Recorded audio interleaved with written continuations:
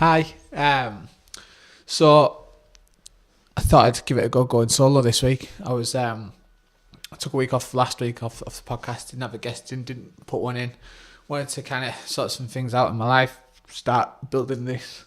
And then I had someone on, we were supposed to have someone on tonight who cancelled. And I kind of spent all weekend building this nice table, putting some pictures up, clearing out some space in this room. It was a second bedroom. Thanks Lottie for kind of letting me take over. So I thought I kind of got all my gear here that's kind of ready to do a podcast, cleared my schedule and stuff. So fuck it, let's just do a solo one. So see how it goes. I might run out of things to talk about. I don't know. I feel pretty comfortable obviously talking now. But I don't have anyone to bounce off, so yeah, who knows. In future, I mean, if anyone does want to come on the podcast and they're a little bit shy and they don't ask, I think I've got a crazy schedule. And I am normally kind of like booked up for about a month. But just drop me a message, give me a shout, we'll figure it out. I've got some cool stuff coming on. We're going to do another film companion style one with some of the guys that are pretty interested in films, but we're not actually going to put the film on like I did with Dave and Reggie before. That was a good laugh, but it's pretty hard to talk while film's on and stay interested, no matter what the film is, even though we were just watching The Room, which is obviously hilarious. It was so weird that I wanted to put some time into film, and even to just talk while something's on, kind of constantly being aware that you have an audience is pretty hard. I thought some drinks would kind of help us work our magic a little bit, and it just ended up making us like more engrossed, you know what I mean, kind of shut down the outside world. So yeah, but sorry, so what I was saying with what I'm going to do with that other podcast is watch some films and then talk about some films with some guys that seem to know a little bit more about films than maybe I do, so I might learn something. Obviously I don't mind talking, so that should be good fun. Got some guys coming on from Dartington Steam, American Football Club as well soon. Some nice guys going to talk to me all about American football. I know a little bit about it, but not loads, so that should be quite interesting. I'll probably learn something. I think they're going to maybe try and use this as a way to recruit some people maybe. So if you're interested in starting American football, then they're going to be on, so they'll have plenty of details about that. And loads more in the pipeline, but for right now, for the next however long I decide this is going to be, just got little old me, so feel free to bear with me and all my likes and ums and stuff like that. One thing I did want to talk about is this weekend's UFC. So if you're an MMA fan, then obviously you know that Tony Ferguson, unfortunately, because he turned round and tripped over a cable, has blown out his LCL, I believe. So he's not going to be fighting Khabib Nurmagomedov for the fourth time. This is the third or fourth time I think it's been scheduled. And for some reason they just can't seem to get this fight together. I think Khabib missed weight once, someone got injured another time. Obviously Tony's got injured again. It's the week of the fight, so I can imagine the UFC brass are pretty upset. But Max Holloway decided to step in and take on the challenge. Max Holloway, who fights in a weight class below. And Khabib, for me, is the uncrowned champion of 155, and he's a big 155. I mean, realistically, I think Max Holloway is fantastic. I feel like he's kind of like a lighter version of Tony Ferguson. He's not afraid to scrap. He's got good jiu-jitsu. I mean, his striking's elusive. He's so fast. He beat Aldo twice post USADA, but opinions can be what they want. He's beast. Obviously, he's an absolute beast. I can normally say this in person.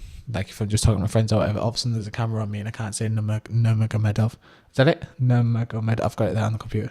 Nurmagomedov. Yeah. Khabib. Let's just fucking call him Khabib. I mean, he's a different animal. I think Khabib versus Conor.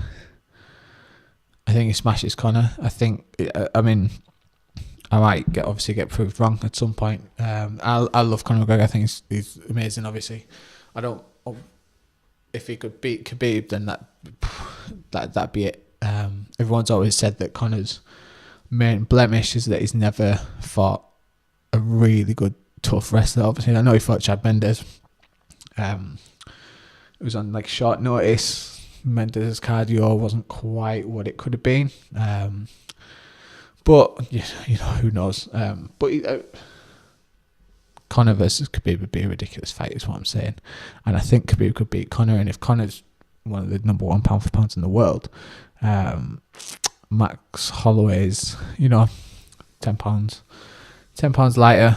I know George Lockhart, Max Holloway's nutritionist, has said that this is going to be one of his biggest cuts that he's ever had to do with an athlete. For Max, so obviously Max has put some weight on. He was saying on one of the UFC embeddeds that the day before he got the phone call, he was kind of like sat playing Fortnite with his kids. So he's obviously not had a training camp, which Khabib has. He got injured and pulled out of a fight a month ago with his foot. So there's a million reasons why I don't think Max Holloway is going to win this fight. But it doesn't matter. If he doesn't win the fight, it doesn't matter. He's still a champion of 145. He goes, I took the fight on 6 days' notice. It was too big for me. It's not my natural weight class. He's got all the reasons in the world where he can lose this fight and still come out on top, basically. He can just go, it's win-win for Max.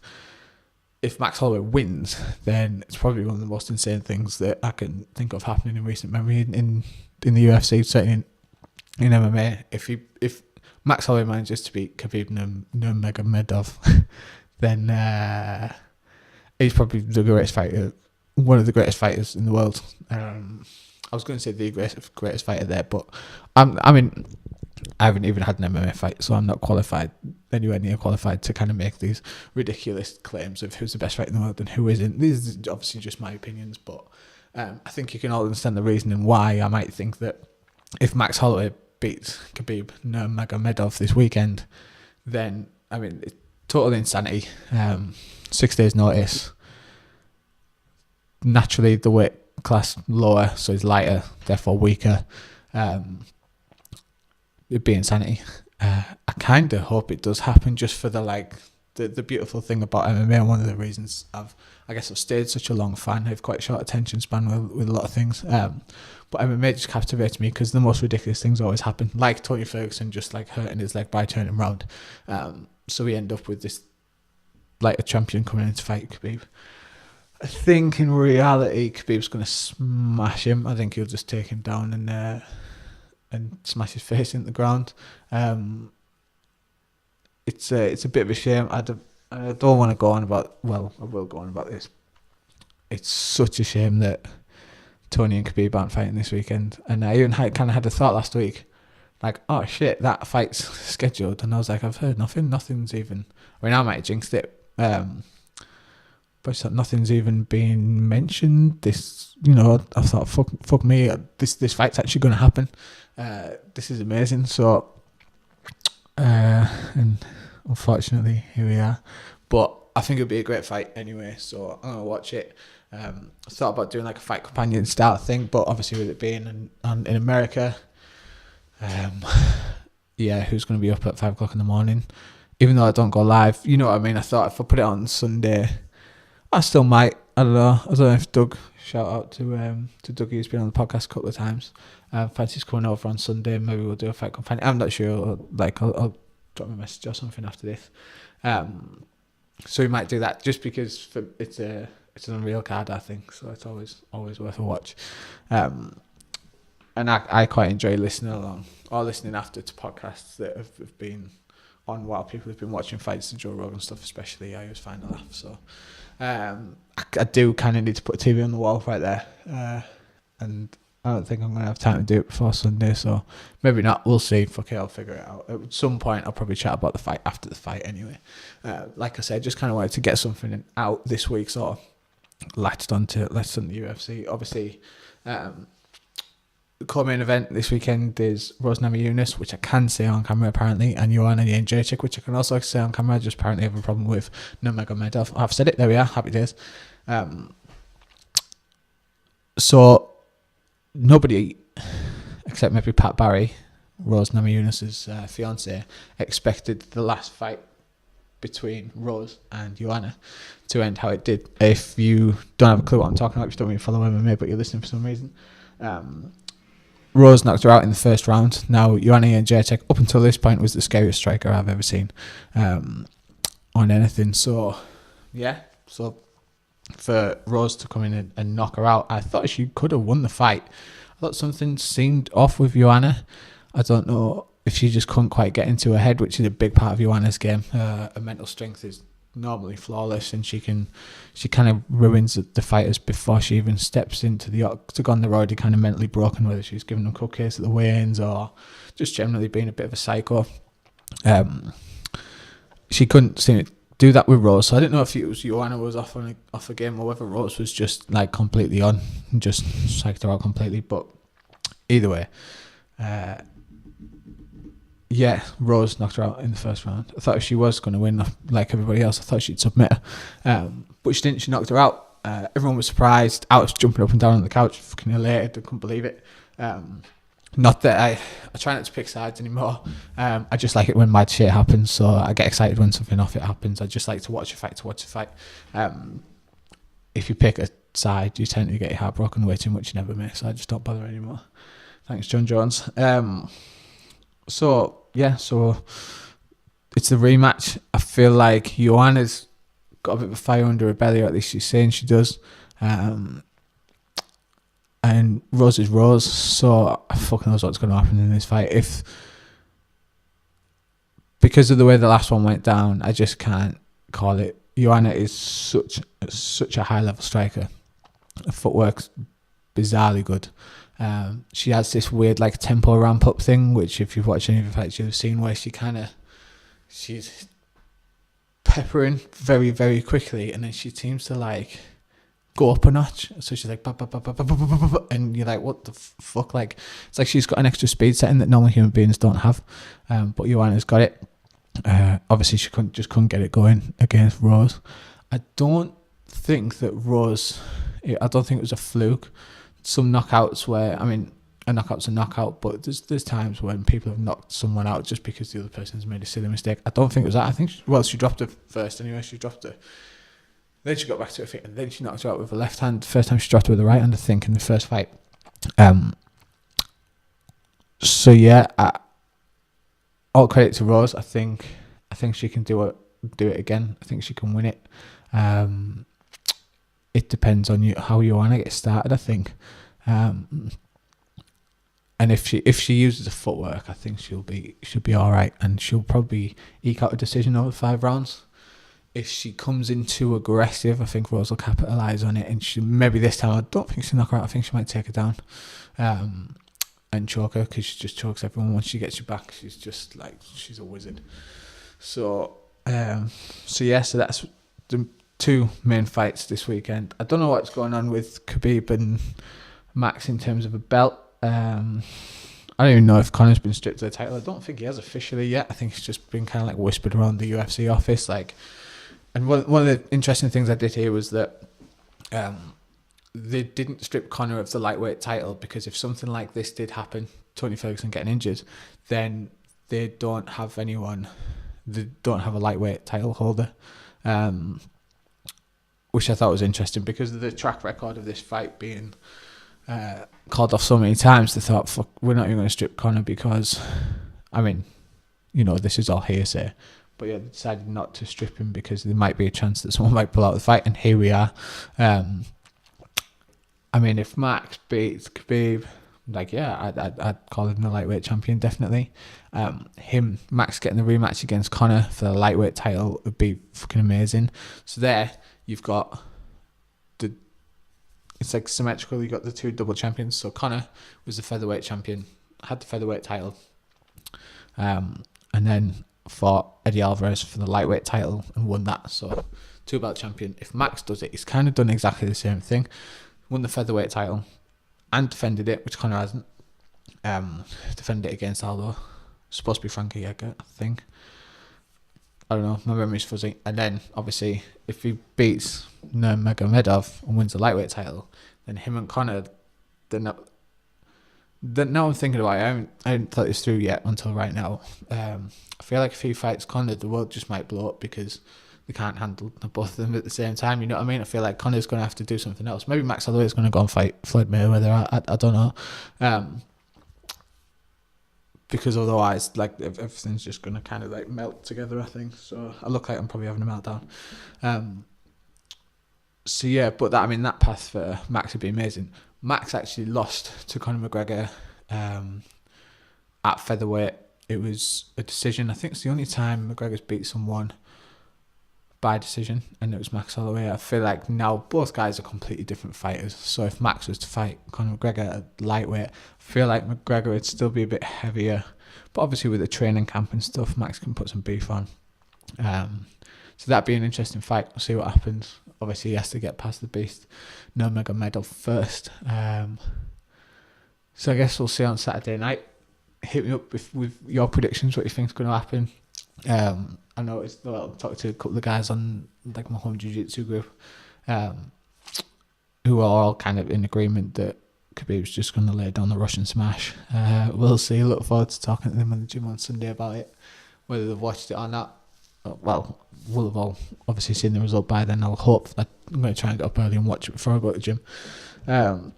So that's what's coming up. I'm trying to think of anything interesting that might happen to me. I got my blue belt. I don't think I've done a podcast since I got my blue belt. So well done me. Been training for a fair bit now. Interestingly, I wrote this for a BJJ style article, but I'm going to talk about it anyway. The thing you always hear about from people when they talk about getting new belts in jiu-jitsu is that, or at least getting from white belt to blue belt, is that your belts don't matter. What actually matters is caring about training. And for a long time, I was a white belt that I realised like all I really cared about was getting my blue belt, because I just wanted it. I just wanted it so badly to kind of just know that I wasn't a white belt. I wanted to be the next level. White belt outside jiu-jitsu circles just sounds like you don't know what you're doing. There's a lot of very good white belts out there that will fuck you up, by the way. But yeah, I didn't want that stigma. I kind of wanted my blue belt, but I'm just going to kind of reinforce that point to any white belts that might be listening. When you stop giving a fuck about what belt you are, that's when you get your next belt. I had 4 stripes on white belt for ages, but when I did get them, I just thought, fuck it, you know what, it doesn't matter. I just thought, who cares? Like, I've got my belt and my white belt, and that's all that matters. I've got gi, and I had the most important thing, fucking hell, this isn't coming out very well, is that I have my skills. So no matter what belt is around my waist, the skills that I have will always be the skills that I have. And then over time, I'll perfect them. And at the right time, I'll get my blue belt. And I just kind of thought, fuck that blue thing, I'll put it to the back of my mind. It'll come whenever. And it did. And obviously, I was chuffed to bits. I don't know if you saw the video online of us and me and the boys getting a whipping, but it's pretty funny. I'll repost it. I'll tag Jamie or something. You can watch that, because that was a laugh. It was painful, but it was a laugh. And I feel like I took it better than some of the other lads in the gym. So, but yeah, any other white belts out there, and apparently already I've turned into a fucking blue belt, giving every cunt advice on the planet. But yeah, just don't care about it. Just keep training jiu-jitsu because it's really fun, because it's the most fun that you can have with your body, really, apart from having sex, obviously. But yeah, it's a lot of fun. So just enjoy it for what it is, and then your belt will come when it comes. But I've got mine, so next time I see you in the gym, you can give me a beast in. Or your white belts out there, and I've now got a target on my back, so I ain't going to take you lightly anymore. I'm going to have to really fucking be on my guard. So that comes up in that article I've written. That should be out relatively soon. But I wrote a series of articles called White Belt Fever for Jiu-Jitsu style, and this is kind of like the final one to cap it. So it's been a nice ride. I love my white belt, and I'm excited to see what a blue belt brings. I'm trying loads of mad crazy shit, because I'm like, right, I can just have fun, I guess, because I know I've hit a certain level of fundamentals, so I can start playing and exploring my jiu-jitsu game now and figuring out what happens. So now I'm rambling, and I think I'm just going to call it there. So I think, because I'm using my DSLR, the shutter's going to go off in a second anyway, because it shuts off every 20 minutes, and that's been about 20 minutes. So yeah, I was right. My camera did shut off after 20 minutes. That's why there's a really weird, awkward cut there. Yeah, I was going to say, so next week's podcast is with the guys from Darlington's team. Johnny, if you're listening, not Johnny Grant, who's done on the podcast before, other Johnny, who I'm going to do the next film podcast with. It's not you next week, it's the week after, so don't start panicking, checking your diary if you're listening. Don't worry about it. Darlington's team next week, American football podcast, so that should be interesting. I might ramble a little bit about whatever happens to UFC this weekend. Thanks for being part of my experiment and seeing if I can talk shit for 20 minutes, which apparently I can. So yeah, take it easy, have a nice weekend, enjoy the fights.